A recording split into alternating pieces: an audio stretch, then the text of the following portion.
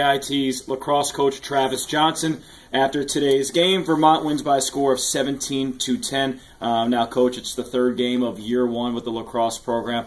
Just talk about the growth that you've seen from your team from year one to year two, or excuse me, from game one to game two to game three. Well, there was a pretty significant jump from 1 to 2 from Stony Brook to Quinnipiac. I thought we played with more poise in the Quinnipiac. The second jump, we only had 2 days, after Quinnipiac to prepare for Vermont. So I think there was, a little bit of growth, but we also took some steps back, just in the poise and clearing game for us.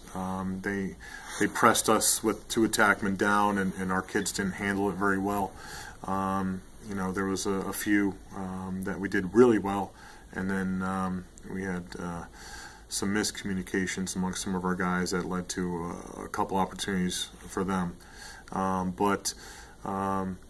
The effort's there for these guys. They continue to get better with the ball skills, which is something that we're continuing to harp on and practice. And then obviously offensively, we had some growth today, but a lot of that was based on what they were doing defensively to us. It kind of allowed for us to go to the cage one-on-one against them. Coach, you spoke about offensively that you made some growth. Your first 2 games, you scored a combined 7 goals. Today, double-digit goals. You scored 10. What are some of the things you saw from an improvement standpoint from your team offensively? Well, one was just shooting, and actually hitting the net. We've had way too many shots off cage the first 2 games, and a lot of that is you're dealing with young kids and first time games, so they're probably not going to be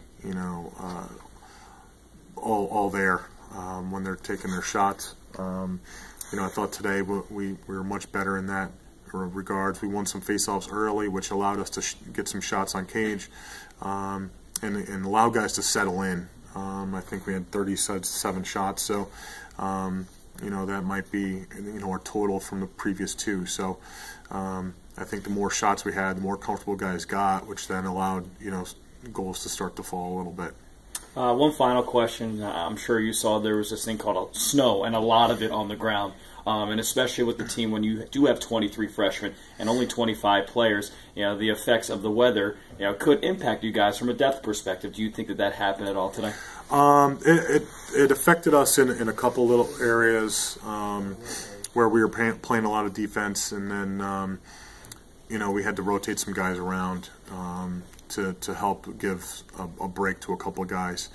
The one thing is it's so cold that at least they're not overheating with that. But the big thing is getting guys in and out quickly, not getting their runs too long. We need a couple guys to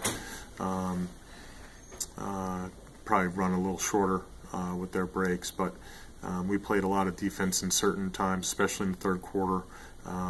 We struggled winning a face-off or a ground ball off of that scrum with the face-off, so that led to a little bit of a run for them. I think our defense kind of wore down a little bit during that time. So, but depth is going to be an issue, but I think that's an issue with a lot of teams too. So, we'll live and learn by this, and hopefully get better for Saturday.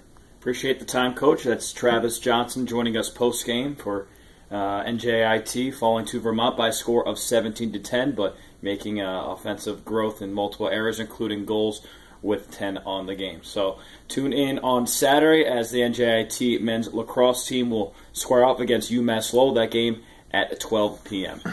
Thank you.